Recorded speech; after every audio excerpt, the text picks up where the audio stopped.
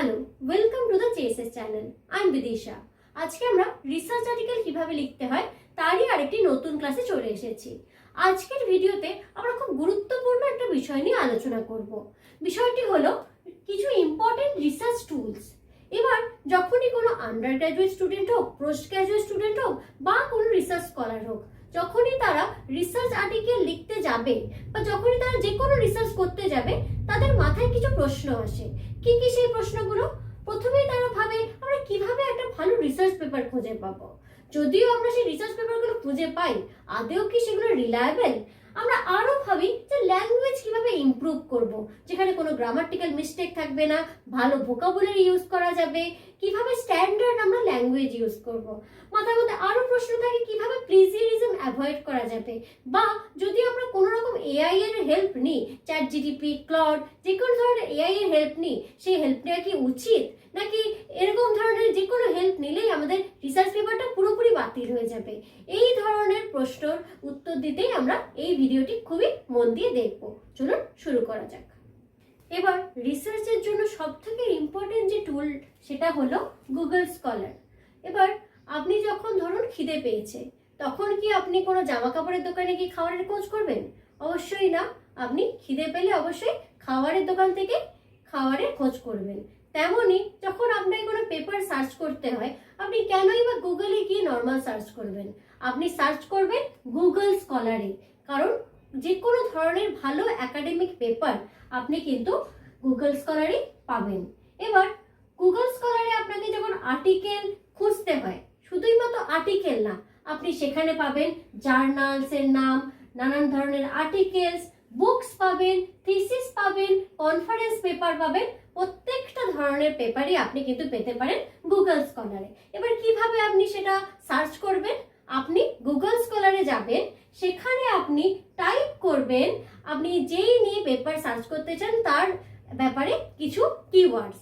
ধরুন আপনি সার্চ করতে চাইছেন আর্টিফিশিয়াল ইন্টেলিজেন্স ইন এডুকেশন, সেই নিয়ে আপনার রিসার্চটা, সেই ধরনের আরো কি কি পেপার আছে সেই নিয়ে লিটারেচার রিভিউ করার জন্য আপনাকে সার্চ করতে হবে। তখন আপনি গুগল স্কলারে গিয়ে টাইপ করলেন আর্টিফিশিয়াল ইন্টেলিজেন্স ইন এডুকেশন, তারপরে দেখবেন আপনি থাউজেন্ডস অফ এই নিয়ে পেপার চলে এসেছে।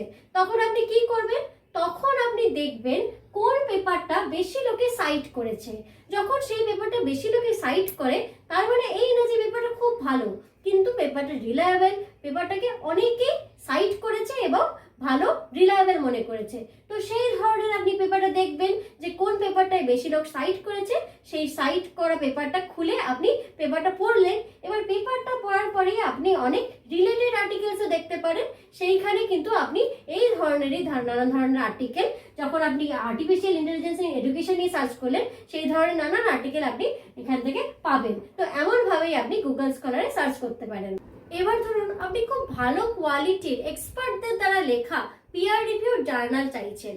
আপনি যদি English literature, history, philosophy, sociology মানে আর্ট সেকশনের লোক হন, তাহলে আপনি কিন্তু যে স্টোরে কিন্তু সেরকম ধরনের ভালো ভালো এক্সপার্টের দ্বারা পিয়ার রিভিউড আর্টিকেল পেতে পারেন। আর যদি আপনি সায়েন্সের স্টুডেন্ট হন বা ইঞ্জিনিয়ারিং এর স্টুডেন্ট হন, মেডিকেলের স্টুডেন্ট হন, সাইকোলজি স্টুডেন্ট হন, এনভায়রনমেন্টাল সায়েন্সের স্টুডেন্ট হন, তাহলে কিন্তু আপনি খুব ভালো ভালো পিয়ার রিভিউ জার্নাল পেতে পারেন সায়েন্স ডাইরেক্টে। তাহলে জে স্টোর এবং সায়েন্স ডাইরেক্ট দুটো ভীষণ ইম্পর্টেন্ট টুল, যেখানে আপনি পিয়ার রিভিউড ভালো রিটেন আর্টিকেল পেতে পারেন। এবার ধরুন আপনি খুব ভালো একটা রিসার্চ পেপার লিখলেন, আপনার আইডিয়াটা ভীষণভাবে রেলেভেন্ট, ভীষণভাবে ভালো, স্ট্রং, কিন্তু আপনার ল্যাঙ্গুয়েজে গ্রামারে কিছু ভুল আছে, পাঞ্চুয়েশনে কিছু ভুল আছে, সেই সব কারণের জন্য কোনো ভালো জার্নালে কিন্তু আপনার রিসার্চটা পাবলিশ হবে না। তো তখন আপনি কি করতে পারেন? তখন যে টুলটা আপনাকে হেল্প করবে সেটা হলো গ্রামারলি। এবার এই গ্রামারলি টুলটা যখনই আপনি আপনার রিসার্চ পেপারটার কপি করে ওখানে লিখবেন, গ্রামারলিতে পেস্ট করবেন, তখনই আপনি যা যা ভুল আছে সেন্টেন্সে, যা যা পাঞ্চুয়েশনে ভুল আছে, স্পেলিং এ ভুল আছে, বা কোনো সেন্টেন্স ক্ল্যারিটি বোঝা যাচ্ছে না সেইটার ভুল আছে, খুব বড় হয়ে গেলে, খুব কনফিউজিং হয়ে গেলে, প্রত্যেকটা জিনিসই কিন্তু গ্রামারলি সাজেস্ট করবে। ধরুন একটা সেন্টেন্স লিখেন, I has completed my research. আপনি এইটা ইগনোর করে গেলেন, ভুলটা আপনার চোখে পড়লো না, কিন্তু যখনই আপনি গ্রামারলিতে দিয়ে সেটা টেস্ট করবেন তখনই আপনি দেখবেন যে ও সাজেস্ট করছে যে হ্যাজ হয় না হ্যাভ হবে। তাহলে এই গ্রামারলির দ্বারা আপনি আপনার ল্যাঙ্গুয়েজ স্কিল অনেক বেটার করতে পারবেন, কোনো গ্রামাটিক্যাল মিস্টেক হলে সেগুলোকে চেঞ্জ করতে পারবেন। এবার গ্রামারলির প্রত্যেকটা সাজেশনে কিন্তু ব্লাইন্ডলি যে বিশ্বাস করতে হবে এমন না, এবার আপনি এখানে ফেলে জিনিসটা চেক করতে পারেন, তারপরে আপনার যেখানে যেখানে মনে হচ্ছে আপনি চেঞ্জ করতে পারেন, কারণ আপনার আইডিয়া আপনি সব থেকে ভালোভাবে বুঝতে পারবেন যে আপনি কিভাবে বোঝাতে চেয়েছেন। এবার যে রিসার্চ টুলের সম্বন্ধে আমরা আলোচনা করব সেটা হচ্ছে কুইল বোর্ড। এবার কুইল বোর্ডটা কিন্তু সেন্টেন্সের স্ট্রাকচার ইমপ্রুভ করার জন্য, বা কোনো আইডিয়া ধরুন আপনি লিখেছেন কিন্তু খুব বড় হয়ে গেল, ওয়ার্ড লিমিট পেরিয়ে গেল, সেটাকে প্যারাফ্রেজ করে লেখার জন্য প্রত্যেকটার জন্যই কিন্তু কুইল বোর্ড খুবই গুরুত্বপূর্ণ। তারপরে যে ইম্পর্টেন্ট টুলটা আসে সেটা হচ্ছে টোনটিন। এবার এইটা কিন্তু প্লেজিয়ারিজম চেকার।